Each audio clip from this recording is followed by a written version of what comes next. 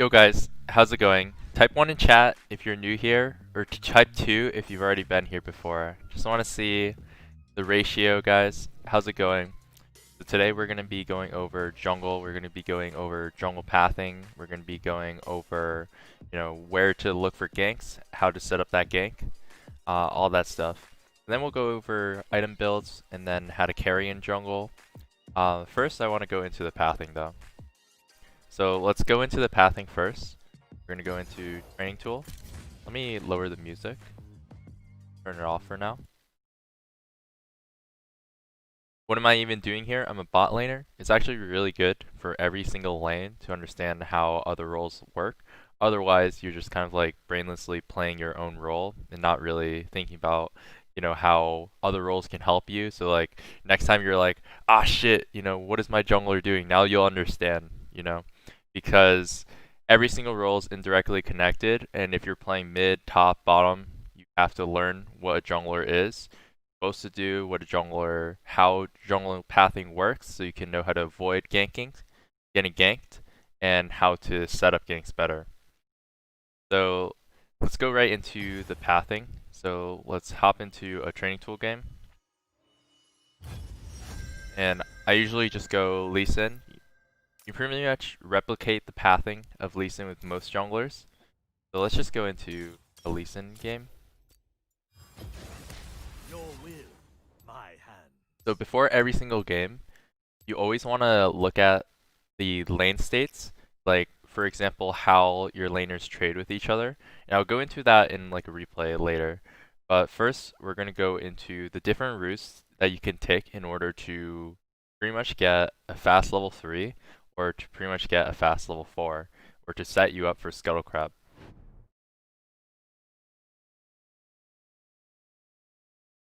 Just curious, but do you ever gank top in this meta? So you can gank top really early on if it's a volatile matchup. So for example, if you're playing with a Ribbon versus Camille, that's going to be a super volatile matchup. Their trading patterns are legit to basically go in on each other on first sight. Like if they see each other, they're going to look to fight each other with autos, with spells. It's going to be really volatile, and that's when you would gank top. And that's why it's really important to analyze your lane states before you think about your pathing. So let's imagine there's like a Riven versus Camille top lane, right? And we want to get to top ASAP. So the pathing you would want to take. So with Lee Sin, you always want to go Hunter's Machete, refillable potion, and then you can start at red buff. So you always want to start the opposite side that you want to end towards. You want to path towards the side that you want to end towards. And usually that's going to be top lane when you're on blue side, because starting red is really good. And you want to start W on Lee Sin because it's a lower cooldown. Notice how my W cooldown is really short, and that's because when you cast Safeguard on yourself, the cooldown is cut in 50%. So a lot of low elo Lee Sin players already mess up the clear because they start Q. The Q cooldown doesn't have that reduced cooldown there. And you want to abuse spamming spells on level 1 so you can get the 40% attack speed on every single 2 autos. So here you want to connect with the blue here, and as you're doing blue, you want to kite it out to your Gromp so you don't have to walk as far to your Gromp. Interesting thing to know is that blue has 10 armor, so you want to smite the blue buff because it's a little bit tankier than the Gromp. And then you can do Gromp next. It's a little bit hard to leash Gromp because it's a range champ, or range monster. So you can do Gromp here, and this is a very fast level 3 clear to the top side. And so if you have a really volatile top matchup, you can get level 3 at 236. It'd be even faster with a leash, and then you can set up a really easy gank in the top lane here. So basically, in the top lane here, if you were to gank, you kind of just use your war jump behind, and then E, slow them, say they flash, then you can Q here, you can maybe auto one more time, take a tower shot, if you want, and if you have to like go deeper, you have flash too to secure the kill. So this is a very fast path, and you can pretty much use this on any AD jungler, any jungler that's good at doing double buffs, like Jarvan for example, Trundle for example. Do red, blue, Gromp, gank top. This is the fast path top. So let's say like you want to gank bottom, right? And your bot lane matchup is like you have a Leona support. So you have a Leona support, and the enemy matchup is like range support. So they have like a Nami. They have like a Nami support with like an MF 80 carry. And you have a Leona support. So it's really easy to kill these guys because they're really immobile. So first here, there are a few different paths that you can do as Lee Sin to make sure that you end on the bottom side. So let's go into that. So I want to make sure to show you guys the pathing that you need to go wherever you want in the map. So pretty much with a Leona support, and when you're playing against, Nami Meth, that's super free gank setup because Leona has a gap closer and she has a CC. So basically, you can start top here, and you can literally do the same exact thing, blue, Gromp, and then red, and then gank bottom.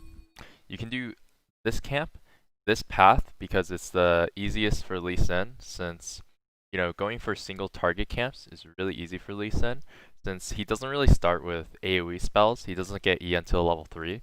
So doing blue Gromp and then red, it's level 3 really fast. You're literally doing only single target camps, and you get level 3 in head bottom. Another different path that you can do is you can also do, start red buff, and then you can do double golems, and then raptors, and then gank bottom. You can do same side 3 camps to get level 3 every single time. And then there's the path where you just do red, blue, Gromp, and then you start just full clearing down. But this delays your gank bottom. So it's basically asking which path do you want to take. You're basically asking yourself, how fast do you want to be in the bot lane? Do you want to be on the bottom lane at 3 minutes? Do you want to be in the bottom lane at 4 minutes? So if you want to be at the bottom lane in 3 minutes, then you can start top, and then you can do blue buff. So the timer is a little bit off, so ignore that timer. But just the general idea of just only having to do 3 camps and being bottom instantly. I see a lot of low elo junglers start bottom side all the time with the leash, but you don't have to do that. Like for example, if you have a Leona support versus Nami MF, they're pretty much no mobility, bot laners with no dashes, and Leona has like a flash stun ability, right? Then it's really easy to gank bottom. And then after doing blue Gromp, if you want to fast gank bottom, then you can do red and then bottom. If you want to slow clear to bottom and be there, delayed, but at a later power spike, then you do wolves and, slowly make your way bottom. But all you have to do is 3 camps, so it's basically 2 camps of any kind, and then 1 wall camp to get level 3. So the wall camp here would be the Gromp, so we already got our wall camp. So then we would be bottom right now. And we started the clear at 540, so you see how fast this clear is, and without a leash, and you're pretty much full HP. So if like they had, ignore the minion wave because it's a little bit weird. So imagine you have a Leona here, and then the enemy. So I kind of mixed it around, but let me clear target dummies.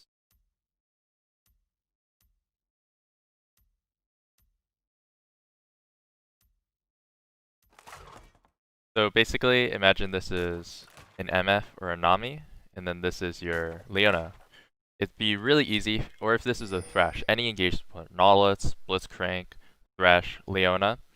Start top, blue, Gromp, red, fast gank level 3 at 3 minutes. Boom. Really easy with like a Blitzcrank, Nami, Blitzcrank versus Nami, Thresh versus Nami. Anything that has engage versus immobile support or AD carry. This could be an AD carry too. So this is how you set up, your early game path for ganking bot lane.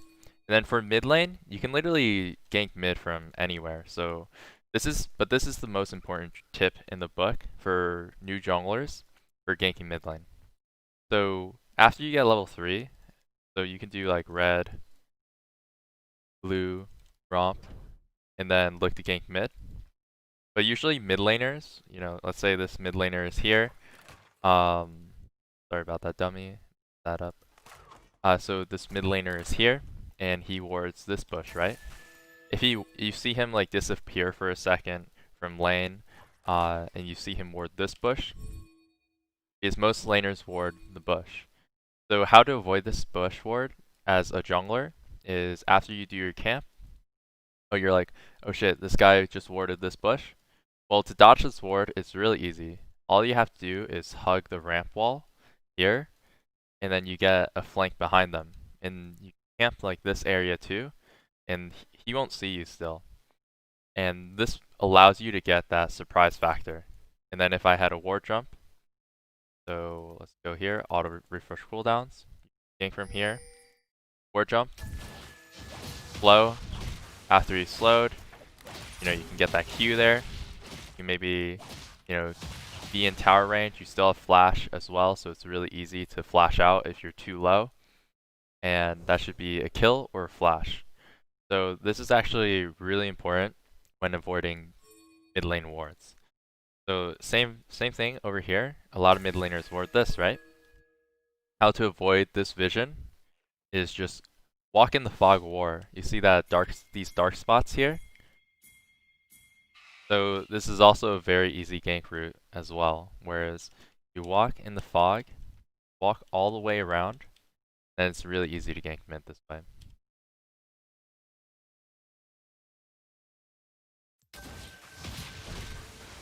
Alright guys, any questions? Let me know any questions in the chat, and let me know if you learned something new. So what did you guys learn new from that? It's really nice if I could get some feedback and any questions that relate to this topic.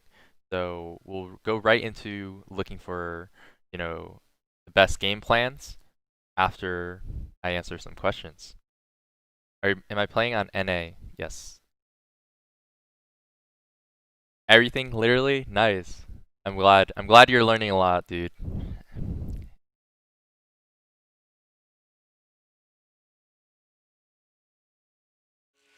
What would you do if you had an AFK farm champion? If you had an AFK farm champion, you can still counter gank, you can still gank if you're playing around your strong laners. Because even if you're playing like Kha'Zix or Kayn, that doesn't have that much gank setup, if your laner has insane gank setup, like you have a Thresh bottom, right? Then you can still gank for that lane. He can be your CC while you just apply the damage. What if all your laners are pushed up? Then hallelujah, dude. You got 3 winning lanes. You know what that means? That means all you have to do is make sure none of the lanes get ganked. And how you do that is basically say you have mid push. You have mid push, see like this guy's up here, and then you have your top laner here.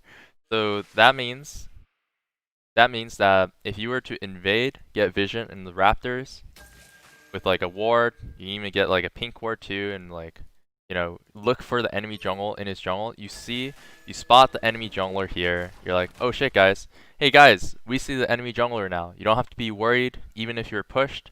And if you want to fight here, now you have push laners to come to you first, because the other guys are going to be stuck under tower.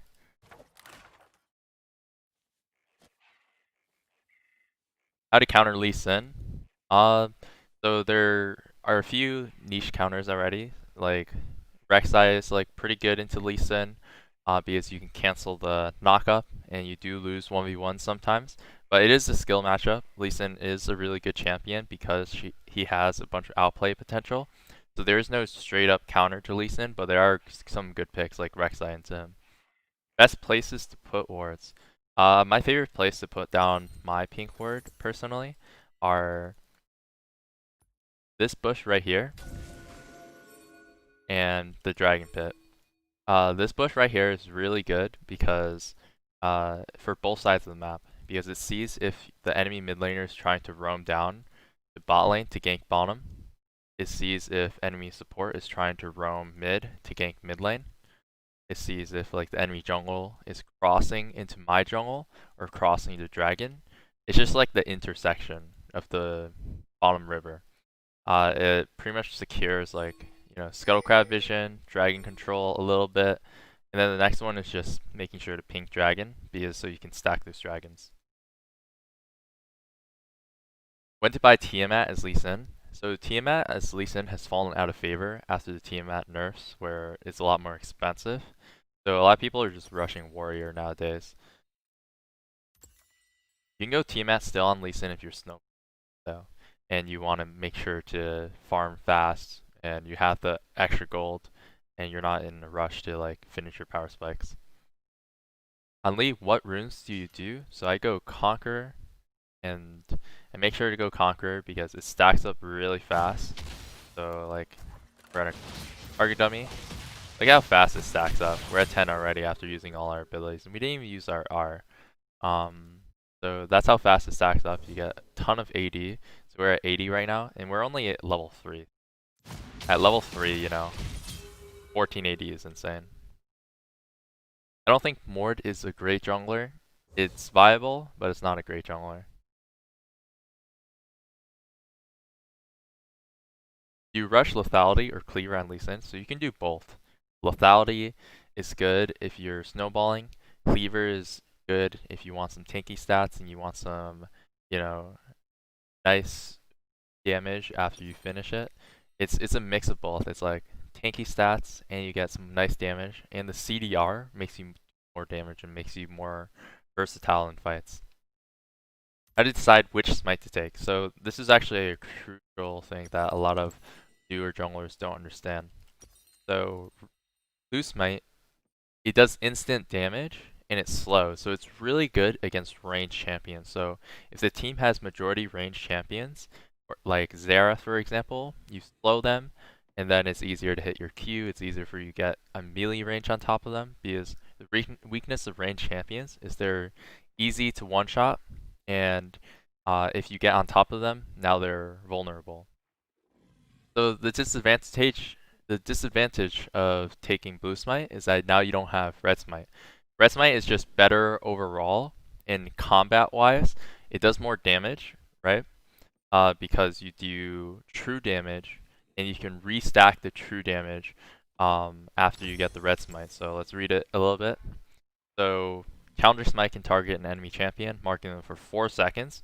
And during these 4 seconds, you take 20% reduced damage from them as well. So that's insane. So like, for example, you're playing against a Rengar or Kha'Zix, you know, a Kayn. They try and burst you. You smite them for 4 entire seconds. They have like a mini exhaust on them. And then you also deal 57 bonus true damage to them over 2.5 seconds on hit, which you can apply, you can reapply during the 4 seconds. So it's actually more than 57 bonus true damage. Whereas this boost smite, you do 44 true damage, but it only applies once. And the good thing about this is you steal their move speed, but that's mainly only good against like ranged champions, because you want to gap close on top of the ranged champions, but usually melee champions, you're already brawling, you're already on top of them. The move speed steroid that you take from them is not going to do as much. Although some champions use Blue Smite a lot better than others. Like for example, Lee Sin doesn't need Blue Smite, but say Hecarim, you know, Olaf, Udyr, they like move speed because they don't have, you know, a dash. They don't have, you know, 2 dashes with a Q as well. So like it's very easy for Lee Sin to just move between targets in like a second. How do you kite jungle monsters? Alright, let's go over how to kite jungle monsters. So let me show you an example of bad kiting on the Raptors camp. So bad kiting is if you literally just focus the big one, and then you take a bunch of damage from the big one. Okay, so I'm actually not taking that much damage from this one, but notice how like all these small raptors adds up. So actually the small raptors do like so much damage compared to the big raptor. So in the situation that you're playing against the raptor camp, you want to actually do the small raptors first. So you would look to kill the small raptors before you move on to the big raptor. And you can see I'm kind of leashing it out, so I can make the camp, you know, move a little bit so not all the raptors can corral around me. Then the next thing is when you do double golems, there's a little trick Well, first of all, if you're doing red and then going to double golems, you over. Then the little trick is that you can make the small one, you can juke the small one pretty much infinitely. So look at how the small double golem here isn't hitting me at all. So that's a little trick in the book that you do on any jungler, and you can reduce a lot of damage that way. Then the next thing is that how you do blue buff is you can literally kite out blue buff over here. You can also kite out blue buff over here. So let me show you how to kite out blue buff all the way down here. This makes it so that if you want to do blue buff and like look to gank, you don't have to walk as far from point A to point B. The next thing is you can also do blue and Gromp at the same time. So say you're leashing blue for your mid laner, you don't want to actually hold it over here, you want to do a camp at the same time. You can now do this, then your mid laner comes around, and then they can one-shot it. So that's how you can kite a few camps. Wolves is really easy to do, so I'm not going to go over wolves. And pretty much the harder camps to do are raptors, double golems. So these are the ones that matter a lot when you kite. You can lose a lot of HP if you let the monsters corral you and just like, you know, surround you and get a bunch of free hits on you.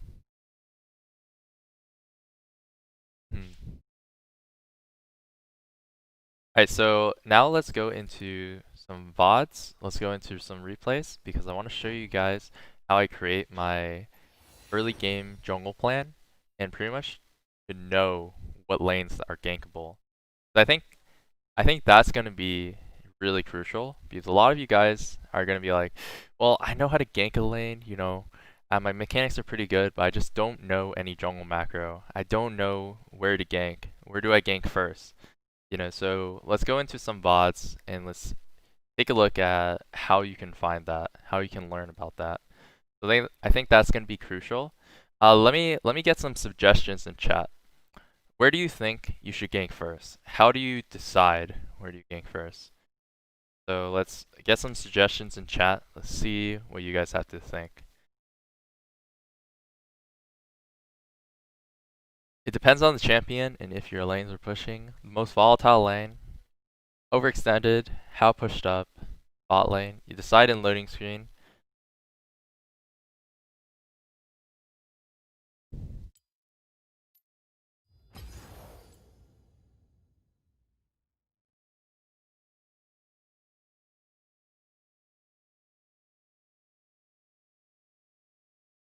Turning down the ones that snowball the hardest. Winning lane. The lane with CC. So how I do it is I visualize their trading pattern. So I visualize if they're like going to be aggressive against each other, which type of champions like to play really aggressive. So let me go through one of my account's match histories. So this account's D1. We can take a look at some of the games that we played in. So in this game, guys, which lane do you think would be the most volatile? Would it be mid, top, or bot lane?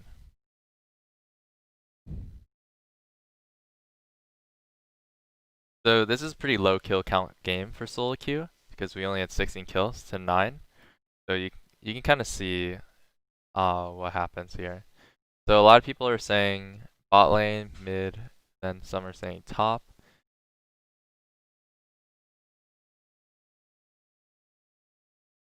Top since it's melee versus melee. So actually top is the most volatile in the early game just because it's melee versus melee, and the other matchups are like Lux farms from range, bot lane farms from range from each other, and bot lane doesn't really have much engage. So it is actually going to be top lane in the early game for like the first 3 levels, but after like Shen gets tanky, it's not going to be volatile at all. And after like Sion gets a little bit of levels and some tankiness, it's not going to be volatile at all. So it is easy to set up ganks on the top lane if Shen is pushed up. Actually, the most volatile lane this game is mid lane. It's actually mid lane because Pantheon doesn't have a very safe way to kind of farm. It's the easiest lane because Pantheon's also trying to all in Lux all the time too, because he's a melee assassin type champion. kind of like a fighter champion versus a poke mage. So what's this guy's win condition? His win condition is, to get on top of this poke mage to stop her from poking him. And then Lux's win condition is to shut down the Pantheon with poke, and even with ganks, because Pantheon has to walk up to CS, so it's easy to gank because he doesn't have a safe way to CS. He could use his Q and spam it, but he's eventually going to lose so much minions that way. He's going to lose a bunch of mana. So we did prioritize ganking, playing around the top lane and mid lane this game. And then bot lane, we could have looked to gank bottom a lot more too, but they were just farming. They were chilling. They were like scaling. Kai'Sa's scaling with the Muramana build, and she's just chilling this entire game. She was like just AFK farming, and that's okay with us. Like we're all right about that because we were hard winning top and mid, so we're all good there. And then this game, let's go right into this game actually, because this is a good game to go over.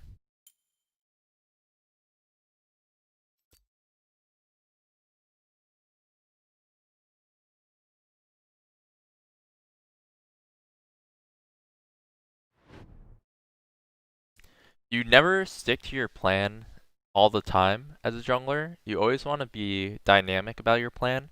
So if something happens, like someone uses flash randomly, or someone even DCs, or like your lane gets a solo kill, you adjust your plan to everything that happens in the game. So if something different changes, you adjust your plan instantly. So yeah, we'll touch on transitioning leads and then playing to mid to late game as well. So this game, guys, where do you think I'm gonna gank first? Where do you think I'm looking to gank first? This is really interesting because every lane is typically gankable for Rek'Sai because they're all immobile, except maybe like Katarina, but Katarina needs like a target to Shumpo too. So a lot of you guys are saying mid, top. Some of you guys are saying top. So let's go right into the replay. First blood. So I already have a plan in my mind already with my pathing. So I'm already from this pathing. Where do you guys think I'm gonna gank? Because more advanced junglers will know instantly from this Rek'Sai path that you know where I'm gonna gank. So I really like that some people in chat already said top instantly, because a lot of people know this Rek'Sai path, which is red Raptors and then going to double golems into ganking top. So pre-game, I already thought, alright, this guy's a Jace dude. He's going to be poking my Sion and trying to push the wave. Like, this guy's a range champ in the top lane with no escape, trying to harass Sion.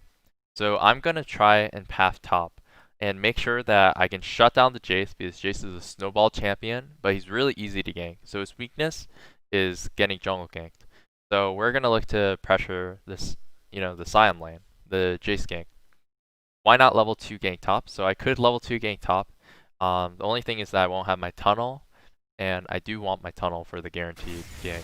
And he could have a ward, so who knows if he has a ward or not, because we don't know if he warded level 1 or not. And we see that he warded the Tribush here. So actually, the Jace kind of trolled, and he died 1v1. But this is a neat trick that I want to show to you guys. So here, I have a suspicion that he's going to TP back to lane, otherwise he's going to lose a bunch of CS.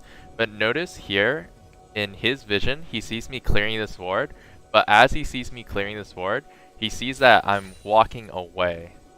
So I do this on purpose, whereas, let's go to blue vision. So this is actually really interesting. So I'm clearing the ward, I clear the ward, and then start walking away. And then he already TP'd back, and it's already too late. And then I'm already behind him, I go for the kill. Honestly, it's kind of his bad, be it for like getting baited by like me clearing the ward and then like angling over here before he TP'd. He probably already decided to TP. He might not even be looking at the minimap, who knows.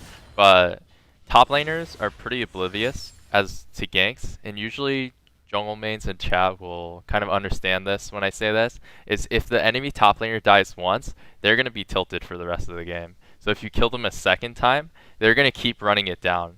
So actually top lane is one of the most easiest lanes to gank as a jungler.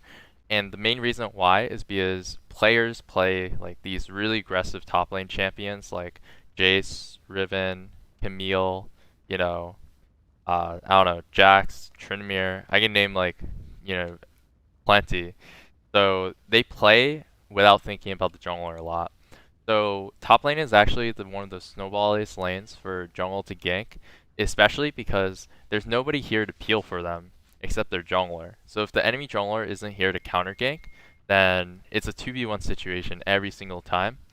And for example, it's a little bit harder to gank bottom lane because unless you have an engaged support, right?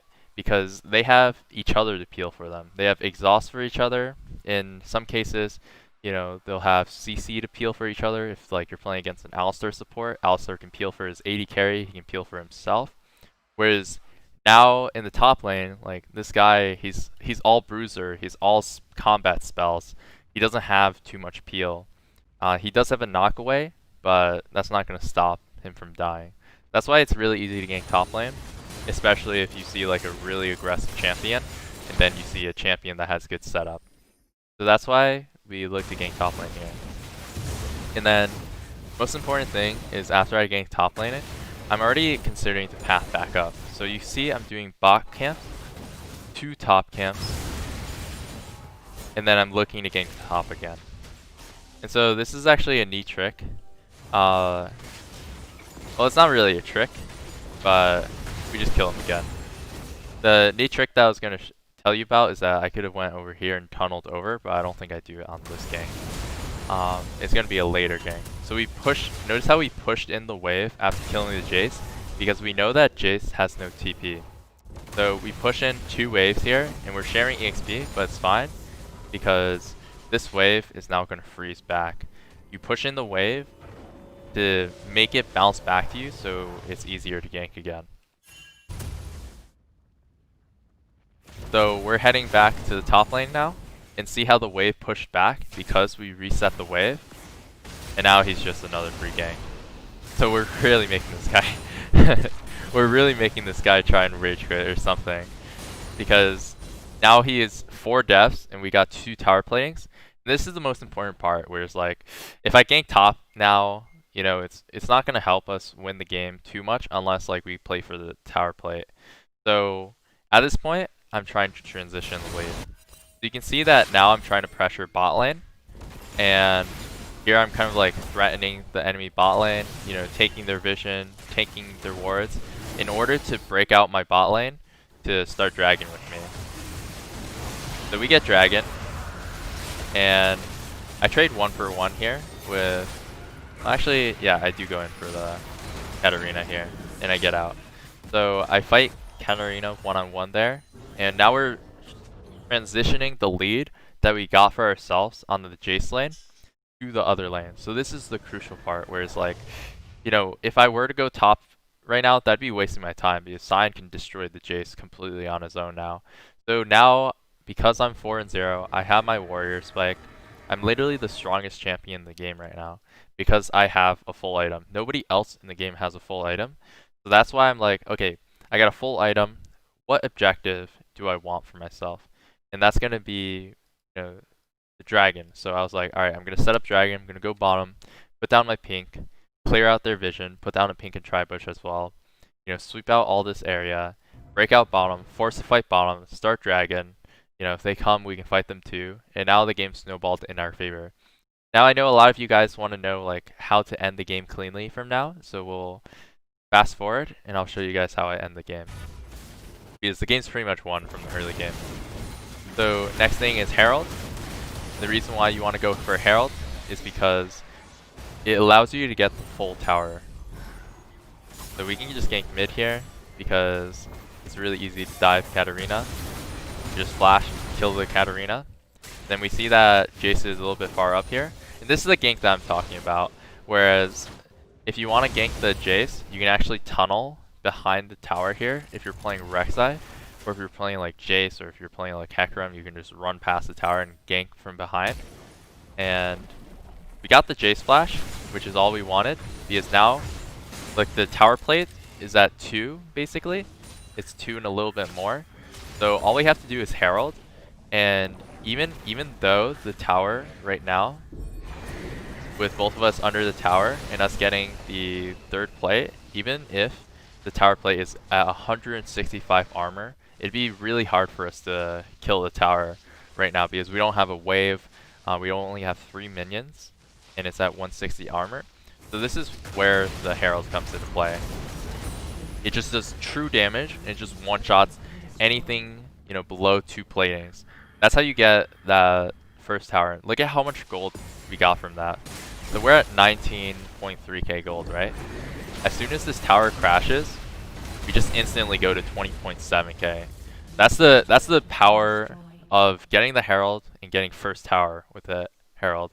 That's just 1 extra K plus a little bit more on 2 champions. So now I'm like so strong. Look at the gold difference on me and Graves. It's 1.2k. Look at the gold difference on Sion and Jace. It's so much. It's like 1.4k. So that's why it's worth taking Herald when you're snowballing really hard and using Herald to get first tower. The most important part is don't use it just for 2 plates. Use it to get an entire tower if you can. Especially if you're snowballing, you do have the power to do so.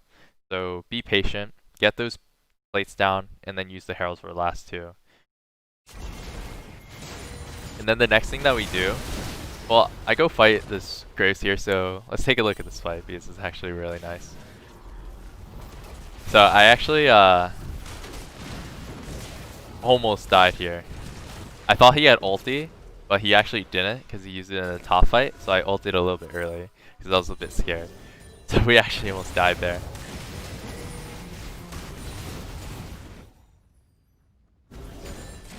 And then now, you think about this game as chess. You already got top tower, you got bottom tower, now you want to get the next piece on the table.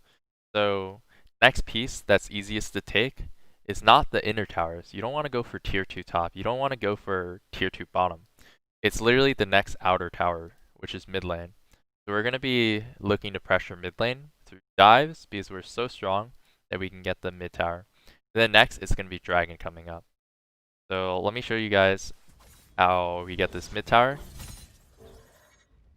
So basically I'm literally just showing on the wave right here. So like if Katarina does want to walk up and, you know, CS the wave, Lux binding into my tunnel and he dies. I don't have to be showing here, I could be on the Raptor here to keep it a little bit more hidden. So that probably would have been better. Actually, let's see. Actually, I wasn't showing completely. So if I stood a little bit back here, then I would disappear from vision. So here I just give my Lux the plate, and now we're at, you know, 2 platings. So we got Lux the free plate while we're setting up for dragon, and we see that bot lane is playing aggressive, so it's just a, you know, double kill. And then after that we go dragon because dragon spawning. So taking all the dragons that spawn. Then here we head mid. So you see I'm doing the same exact thing, hovering for Lux in case Katarina goes in. And then I'm also hovering for bottom so that bottom can play safe here. And then I'm back mid. And then you can see this Katarina just has to... I'm like literally just watching this Katarina. You just see like a random Rek'Sai in between your lane, and then you force the mid laner to have to run away. So we just take the free tower here. So you see we got the tower. Then Katarina's gonna walk away, but we already got, you know, what we wanted, the outer tower, and that's when they surrendered because we're at a 10k gold lead.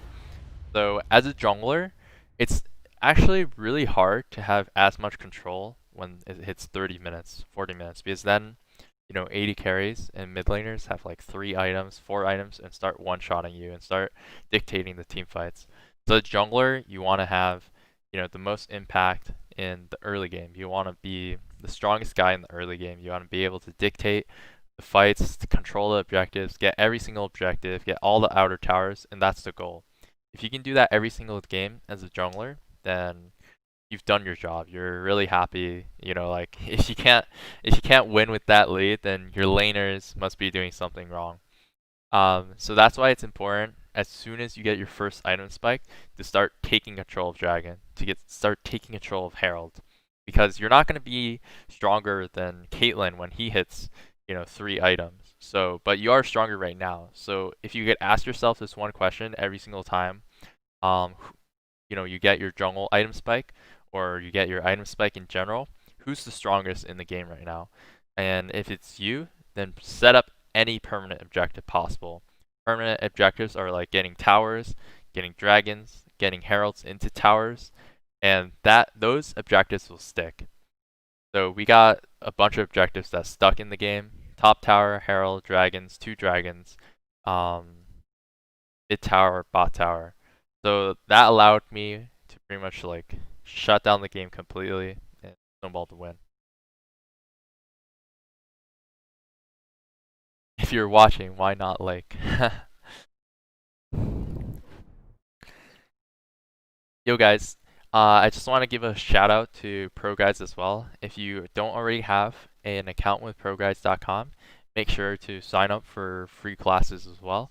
And also check out my Twitch at twitch.tv/MikeYeung. So I'll put the link in the chat below so you guys can hit me up with a follow. We're going to be doing more coaching. We're going to be doing jungle coaching at 3 p.m. EST today. So in like 40-50 minutes, we're going to do 1 hour coaching session with one of my students. So definitely check that out if you're interested in one of those private coaching sessions. So now let's do an in-house, guys. So I'm down to do an in-house. Let's play an in-house. So put your rank and your IGN in the NA server and your role in the chat below, and I can send you guys an invite.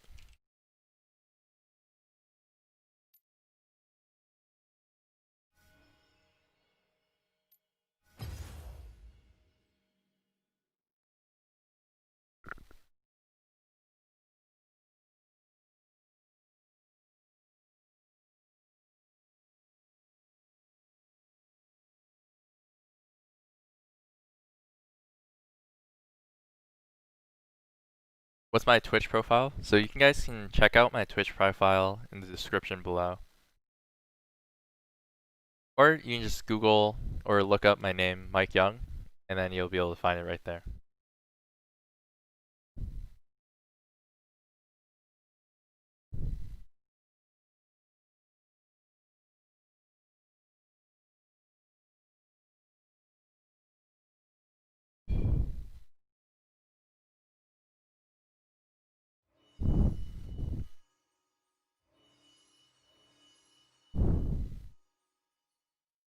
So it looks like we don't actually have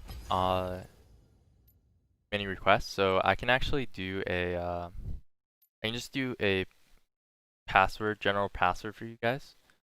So we'll do ProGuides in-house is the name, draft mode, and then the password will be set. So join, the password is set. It's going to be the NA server.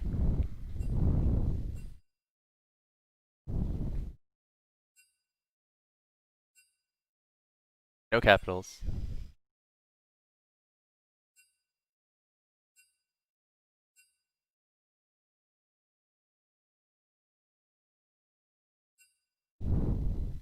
Hey Mike, will you do mid coaching one day, please? So I do a lot of 1v1 coaching, and you can probably check that out in one of these YouTube sessions. So I might do that either tomorrow, or we might do that, some other day as well. So definitely check that out, and then you should be able to get that mid coaching in.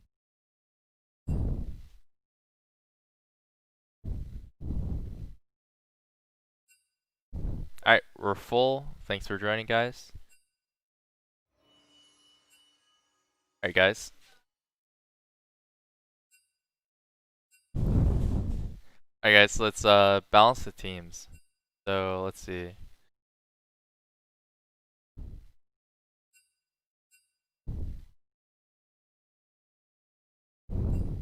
Okay, so I think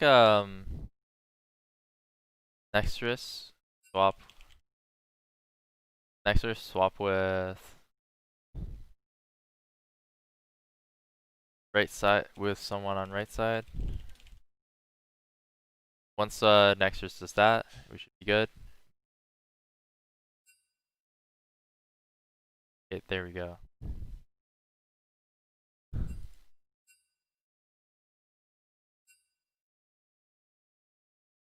Alright, nice.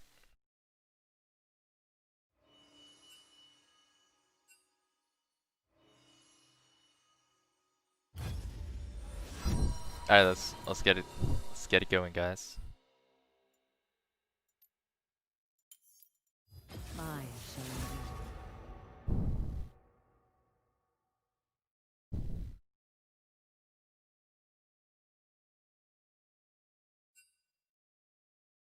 Who questions my ability? Why ban Anivia? Oh, I'm just banning random champs. Hopefully no one plays these champs. I want a turn.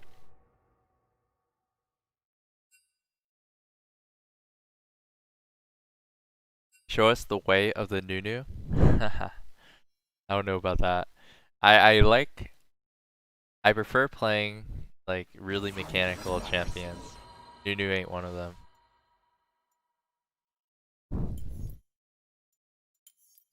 No one plays Ruining Soul, right?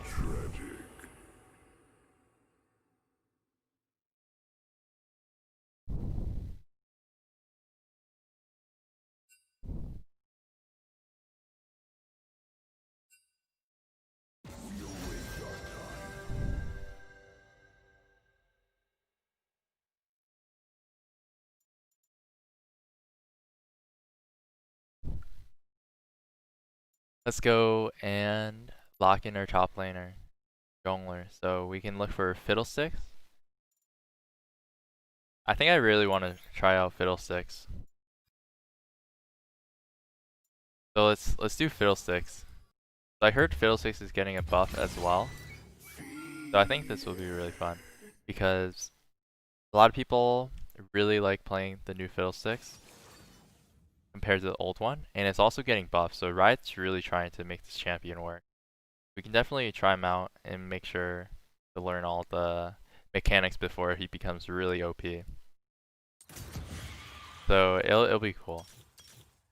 Ultimate Hunter to have reduced ulti cooldown, stopwatch, CDR, and double adaptive.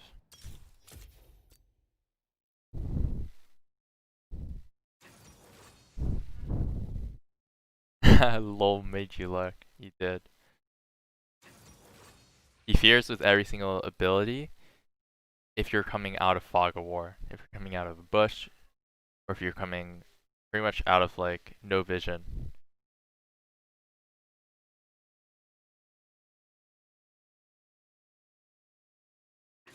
Hey, what's up, Osama?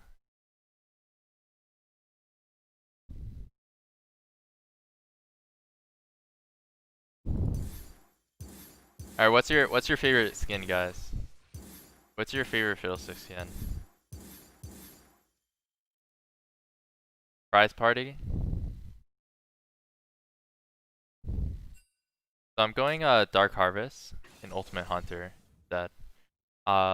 Just so we're testing out the late game scaling of Dark Harvest and Ultimate Hunter. Pumpkin? Didn't even know there's a pumpkin at Fiddlestick skin. Alright, let's do Pumpkin. Electrocute's better for early game. Dark Harvest is better for scaling if you can stack up the harvest stacks. Ultimate Hunter is also better for late game too, because stack up the ulti, get lower cooldown reduction on the ulti, then you can just ulti so much more. It's like a rune that benefits as the game goes longer because more stacks you get, then the shorter ulti is. You can cast ulti more for kills, etc. So they got a Silas too, so That Silas is gonna be that Silas is gonna be looking to something.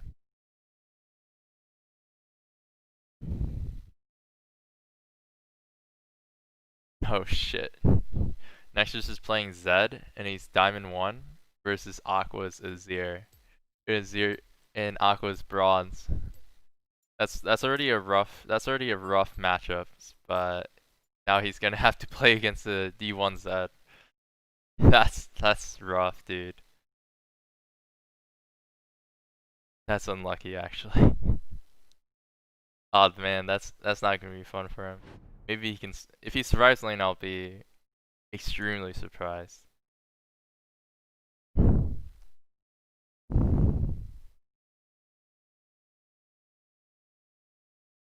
F in the chat. F in the chat. Nah, I believe in you, Aqua. You got this, man.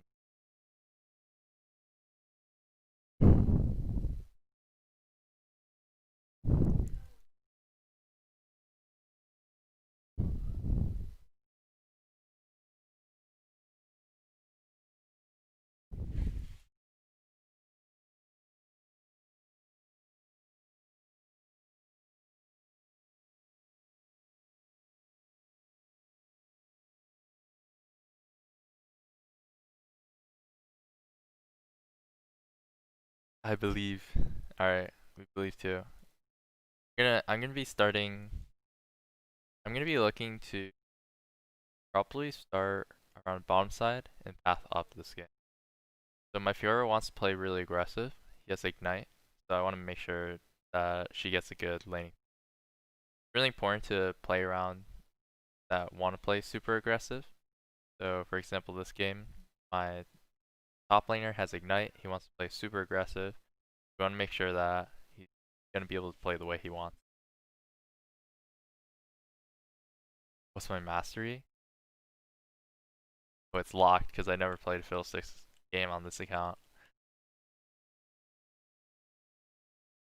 I only know one combo, the Shurima Shuffle and Shuffle.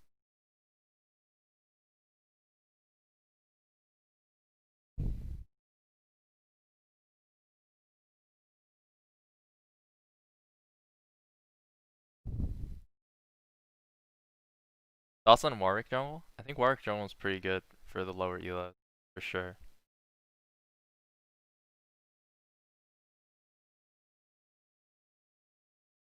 Hard, but with time you'll be able to do it. It's WEQ. It is actually pretty nice to know the combo, but it's not necessary, especially if you're newer here. Or more just focus on playing to get out of lane phase, especially in this matchup when you're playing against Zed. You're not going to be Shurima shuffling the Zed anytime soon. It's more about like using your ulti when he gets onto you because he's going to appear behind you. So you want to make sure to use your ulti to negate some of his damage, negate his positioning, and then also just make sure to use your max range in this matchup so that you don't get harassed by like his all-in combos.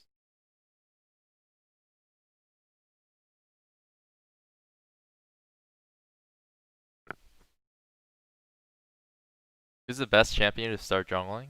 So something that doesn't require too many mechanics. So like Rammus, pretty good. You know, Amu, Warwick, Trundle. These champions are really good to start jungling with because you don't have to focus on like learning insane mechanics, and this allows you to just learn the jungle for the role itself. I think Xin Zhao is also a good one for those two because you don't have to learn too many mechanics for Xin Zhao, and he's a very just good jungler in low elo because you get to much one-shot champions that don't know his damage output. Holy shit. Stuck at 90%. Jesus. Maybe it's like one guy just like stuck at 0. Can't load in. We're just stuck in this lobby. Alright. Good.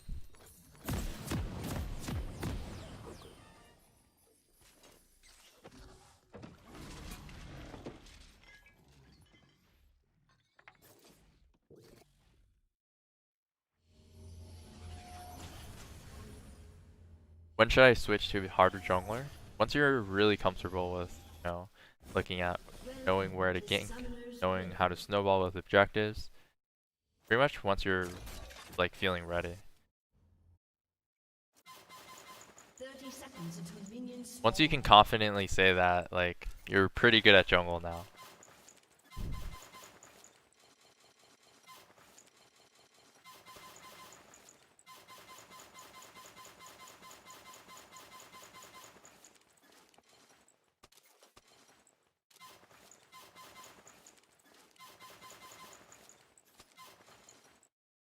So this game, we're gonna start bomb side because our Fiora wants to play Minions really have aggressive spawned. top.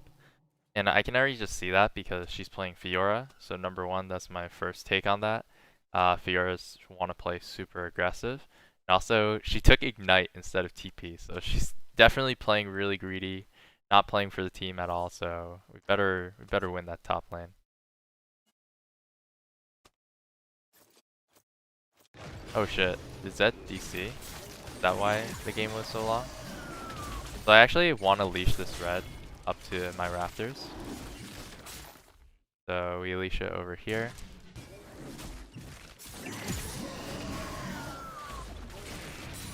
This will let me do my rafters. Straight from the red.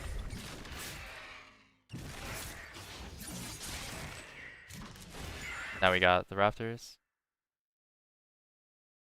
Alright, so hopefully their Zed comes back.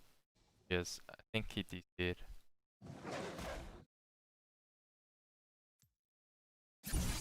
I think his computer was the one that was like taking so long in loading screen. Then here you can do both blue and wolves together.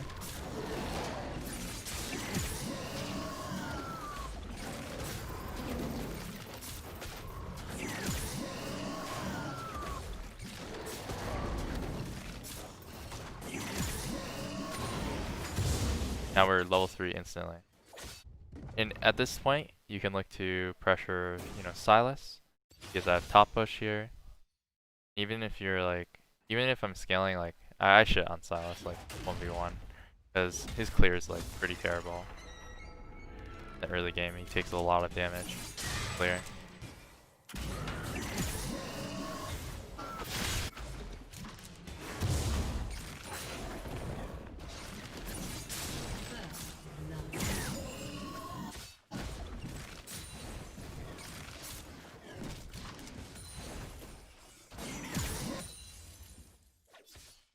We do Scuttlecrop now.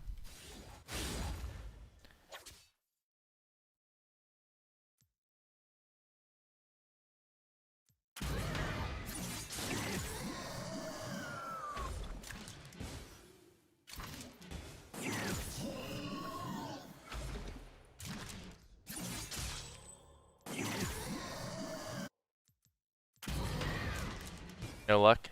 No luck on Zed coming back.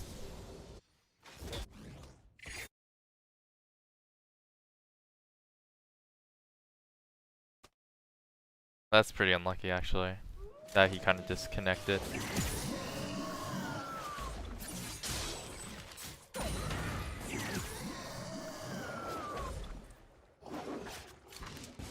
You guys,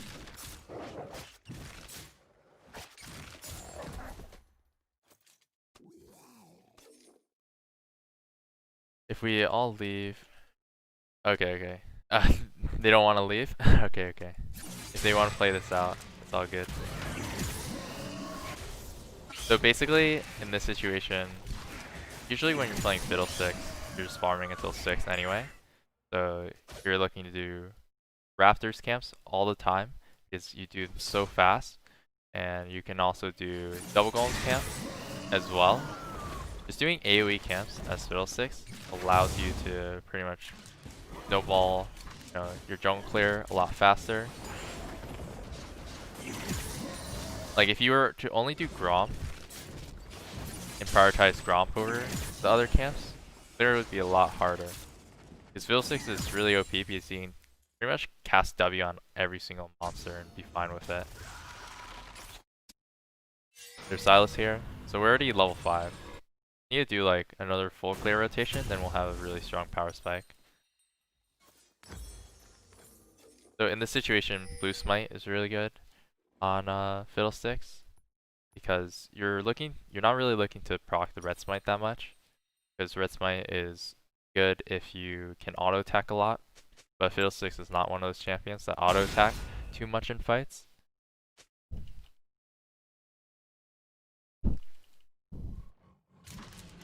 Your client is just stuck on home screen, doesn't even give you the reconnect option.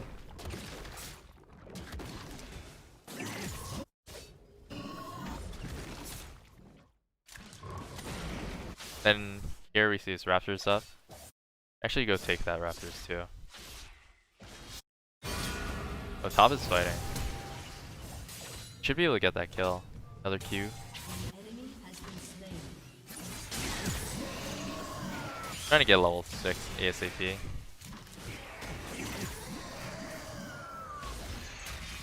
I'm on the NA server.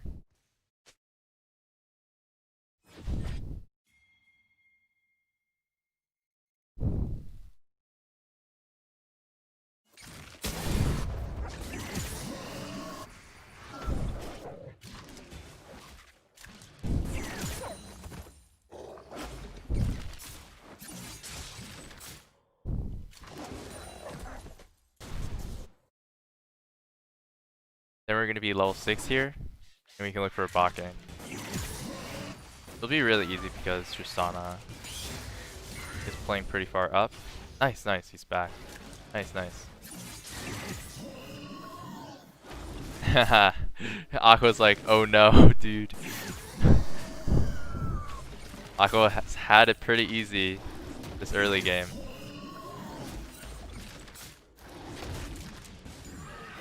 Okay, so now we can look to pressure bot lane.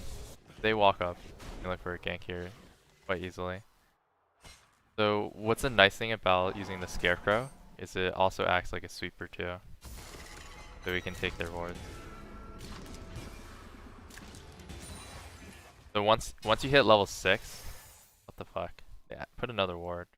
Let's just go kill the ward again. Fuck it. Now they'll be really scared.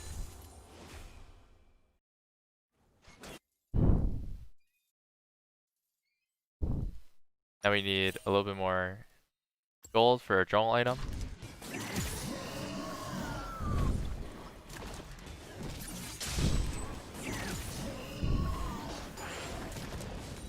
Usually at level 6, you can start controlling objectives really easily. So we're gonna look to get our jungle item first. And then I'm gonna play for Herald top. I want to play for Herald top because my Fiora is winning lane really hard, 75 CS to 30. He has Ignite and he's a level up. If I can get Herald, we can take top tower really easily. I also dive the Mordekaiser with my ulti too. I'm just gonna ignore mid lane for now, even though it is really easy to gank Zed. I'm gonna let that guy come back a little bit since he did DC.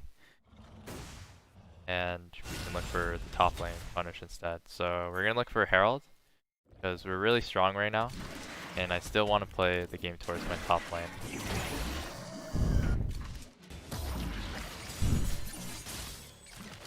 So I put my pink ward here. And Fiddlesticks does do Herald pretty much just like any other jungler. So if you do get confused like, oh shit, maybe I'm playing bad jungler for doing Herald. Actually every single jungler can do Herald pretty easily because of the eye mechanic. And this makes it just really easy to snowball top. I'm gonna get one more camp for level 7 actually, so I have the spike.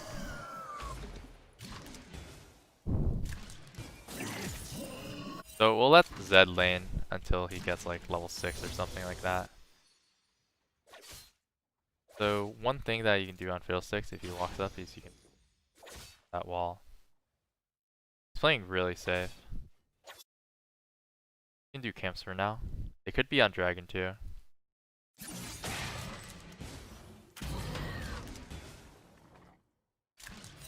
Do both camps here. I haven't used my ulti yet. Definitely want to use it.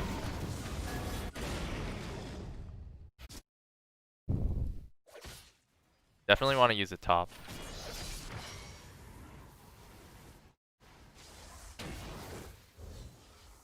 That is so low. So I'm actually just gonna ulti here and start with the fear on him, and then the silence. That way he can't even ulti out.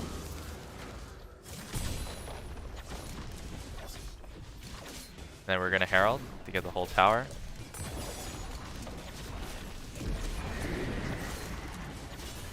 Let's see, what do I max next? I max Q next. We actually crashed another one to get another tower. So this is how you use herald, guys. Pretty much go for the kill, then get 3 plates, and herald. Oh fuck. I think I'm fine actually. Just lifesteal it. Lifesteal his damage.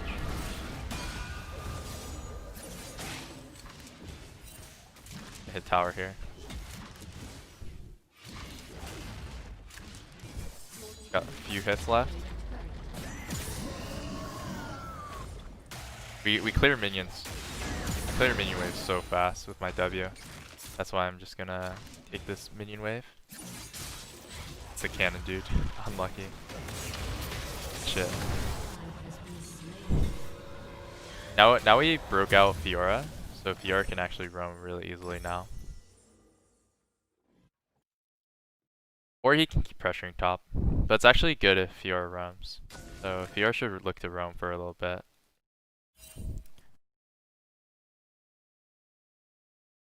So we have ulti up in 5 seconds, so we can take control of Bond River again, then look for ulti again.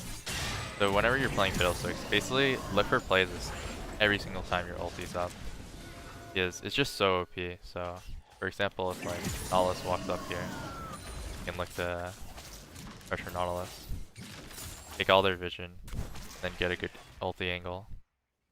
So I can also use this to sweep as well. On our way. We like to kill Stylus here. Oh, I should have silenced first. I should silence first instead of queuing there. So we can take control of blue buff here.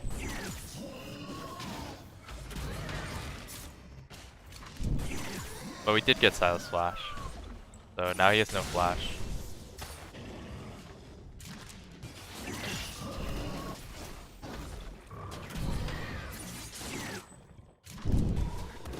And 1 minute on our ulti. And we're kind of doing a lot of counter jungling here. So your Q does more damage to the target if it's already feared.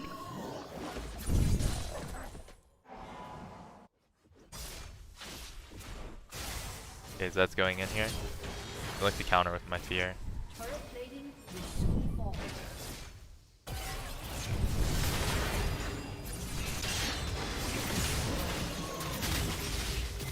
Oh, he's ulting on me. We can silence and then W. And then Q here. Aw, shit. My Q didn't silence him there because he was already feared. We should have used stopwatch for sure. I was considering just trying to... I didn't realize his W did that much damage, but then I checked his item just now, and he already has... he already had like a decent amount of items.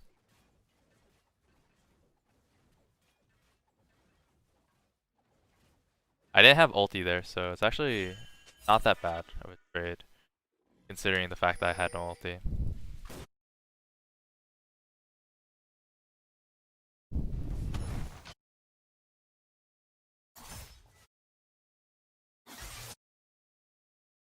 Now that we have Fiddlesticks ulti again, we can look to pressure. You can use your clone here, sweet vision. See if he plays up. So there's a ward there. There's also a pink ward here too. My bot lanes. Well, I think they got him. Nice. Silas is top. Go for this tower.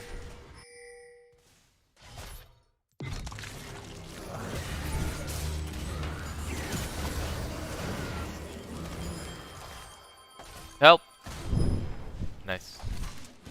And now we get bomb tower.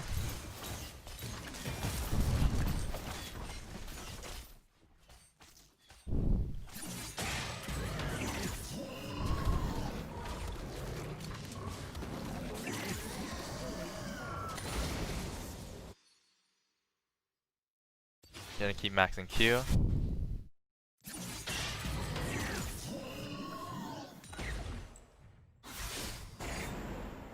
Pretty much all my spells hear somebody. Well, unseen and out of combat. Oh, okay. So that's why. So it's not just when you're unseen. I thought it was only when you're unseen, but also when you're out of combat. So that's how you get the fear off of any of your abilities.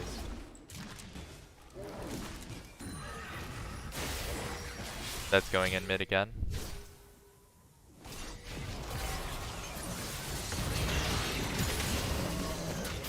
Ah, shit.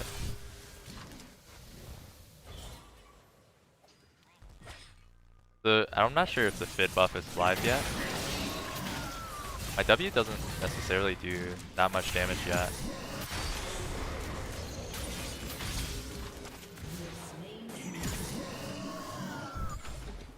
You can take mid tower here. I do still have ulti. He does walk up too far. So we want to go unseen so we can get the stealth. So we're gonna go over here, sweep this area, and then ulti over.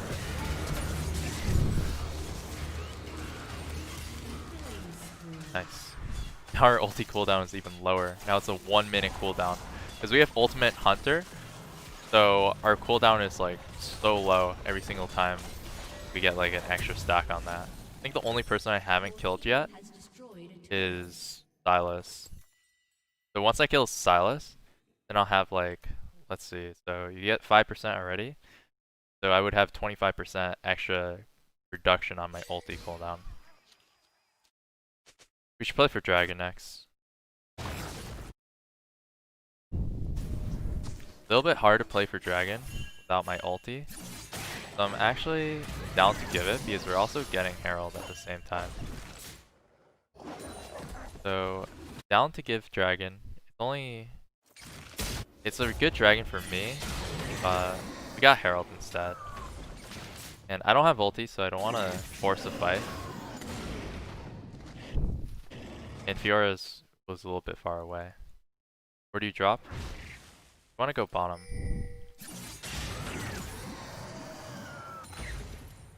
Okay, we have ulti now, so we can look to pressure. They're actually chasing Thresh. Actually, this is pretty good if we can save him. And even kill the Zed. Get a few extra kills too, because Nautilus is showing too. Oh, and there's Mordekaiser. Let's walk this way. So we can get the Zed as he tries to get out.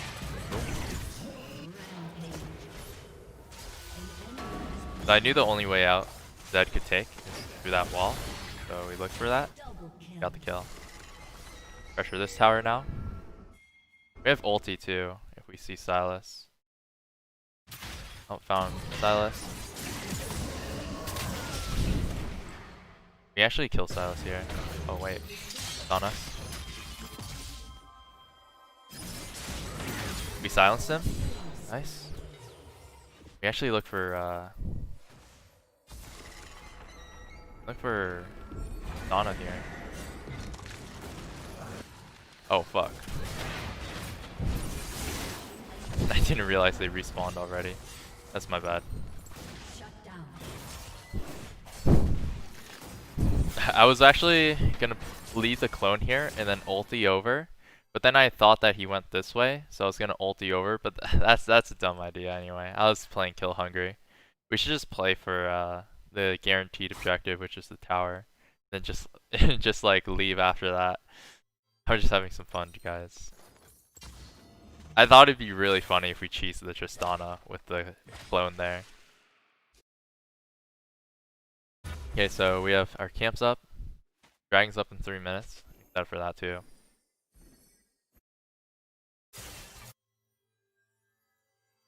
Hey, what's up, Eddie-san?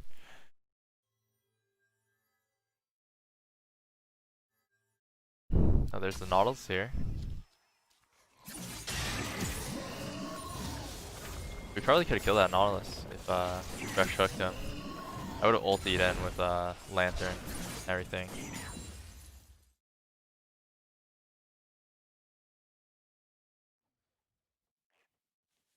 Time to do Raptors.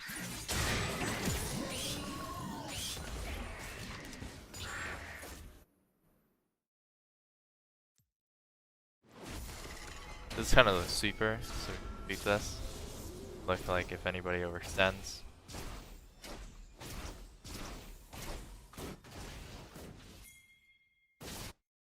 Gonna look for good ulti angles. Sweeper here. Ignore this as well.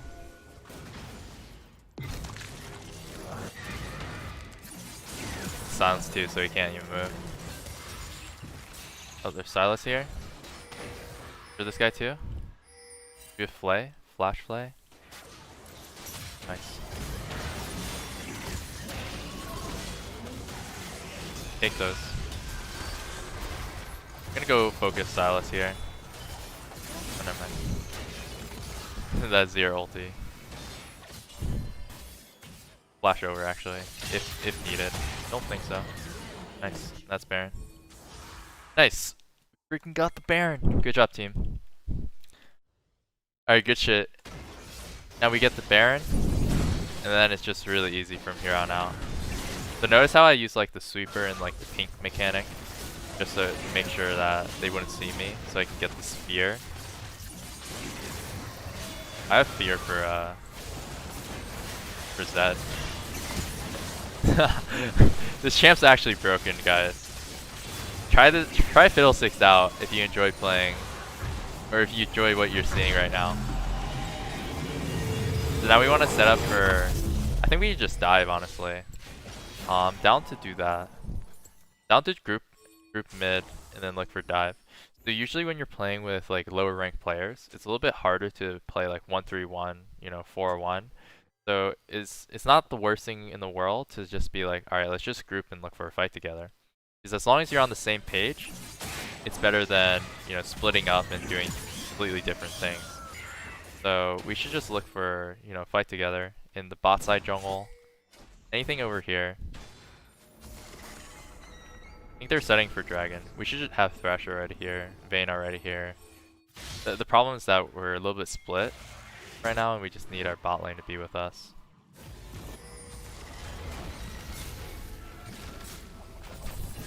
We can do dragon first. It's actually really bad that we're doing dragon here, because we already wasted 1 minute of our Baron.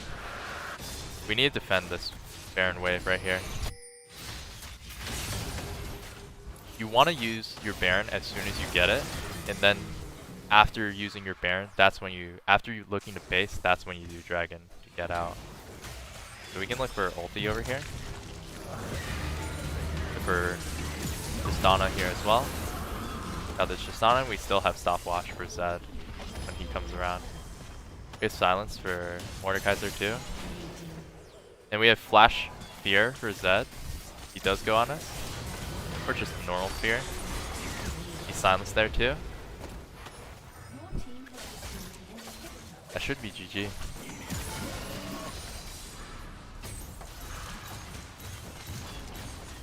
We still have fear for Silas if he walks in with fear into silence.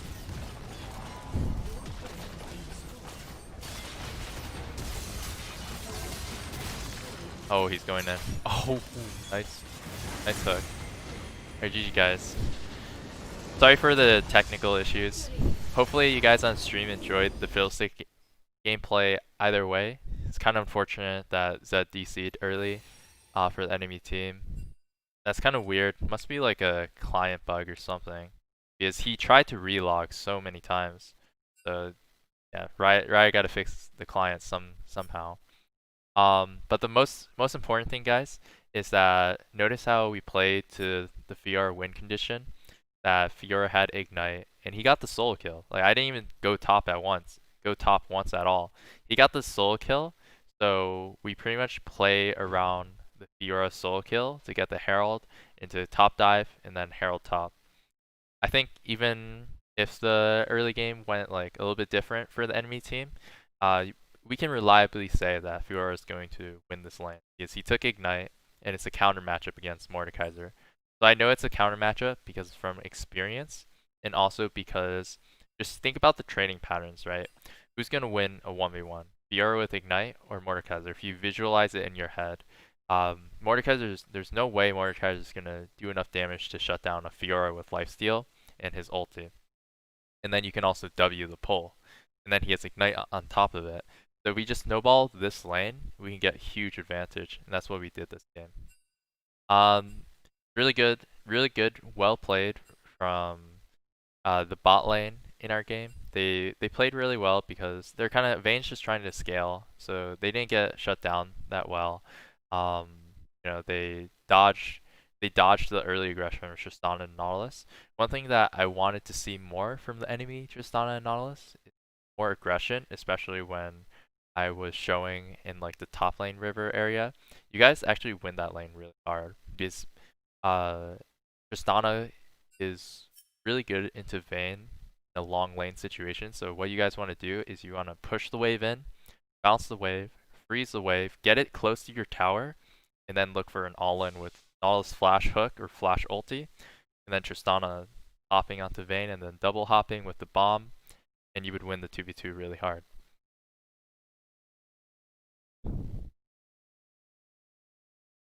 Alright guys, so for the next 9 minutes, just gonna do some Q&A because after that, I'm gonna have to do a coaching session with one of my students on my stream on Twitch.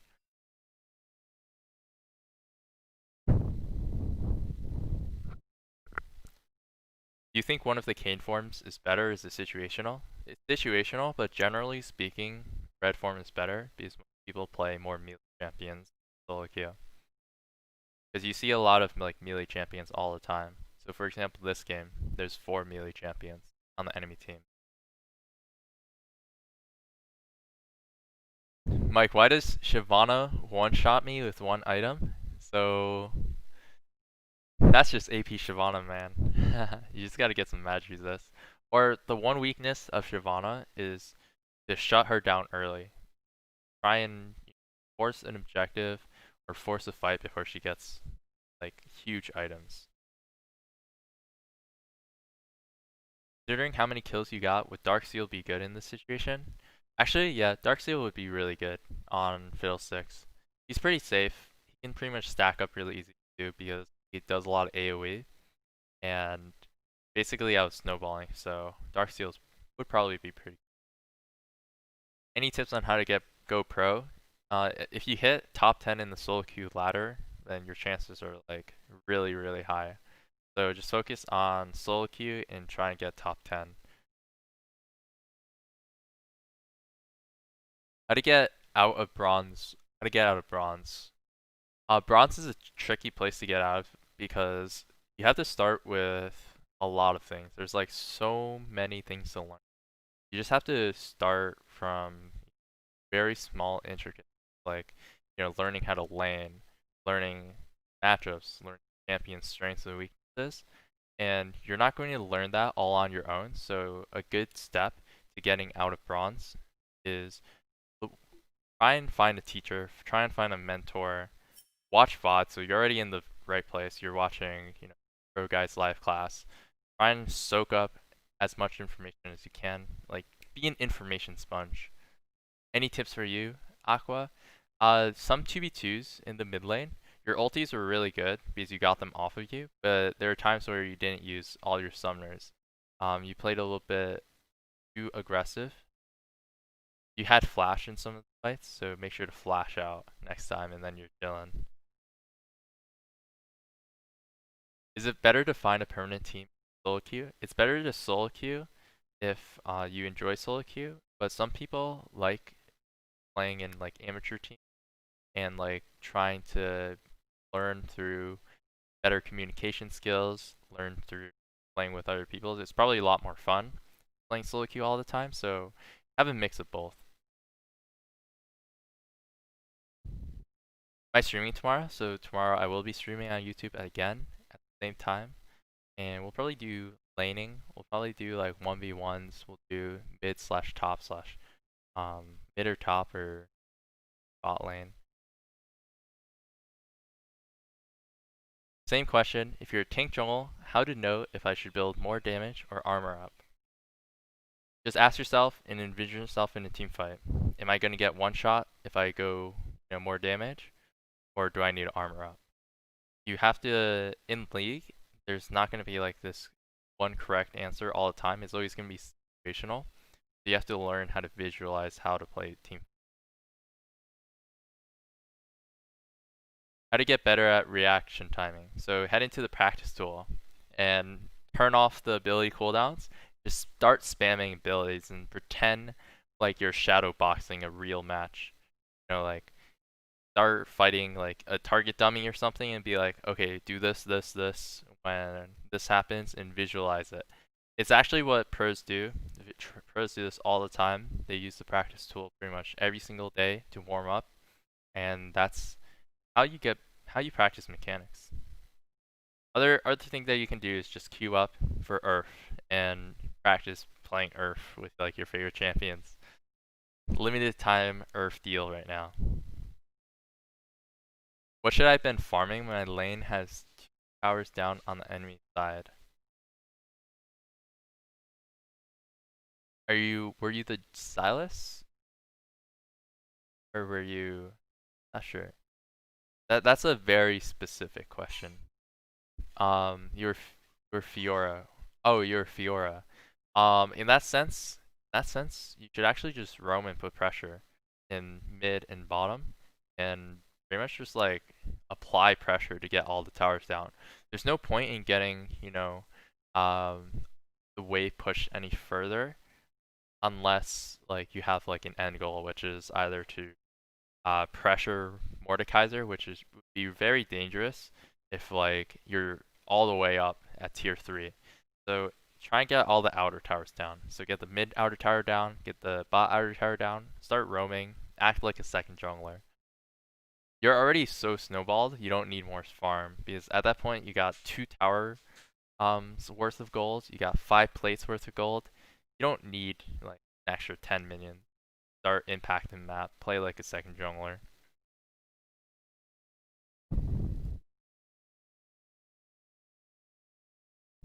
Thoughts on Xerath mid support? Xerath is pretty good if you are really good with skill shots, especially in low elo because you don't get punished and engaged on so much. I wouldn't recommend it in my elo because there are just better champions that do the same thing, that have more bursts like Syndra, but they're harder to play. That's my 2 cents on that. Jungler, how do you balance farm, lane, pressure, and ganking? So pretty much want to go into your VODs and VOD review every single game. Because as jungler, you can always get better at balancing all that. There's no secret formula. It's basically you should be thinking for yourself like, if I ganked here, would I have gotten a kill? Going back into play. If not, I walked here. This is 20 seconds wasted time. I should have just been farming here. And then you start to kind of like learn through process of elimination, through view, and you learn how to path that way. How do I choose red or blue cane? So blue cane is usually better against range champions and squishies. Red cane is better against tanks and bruisers.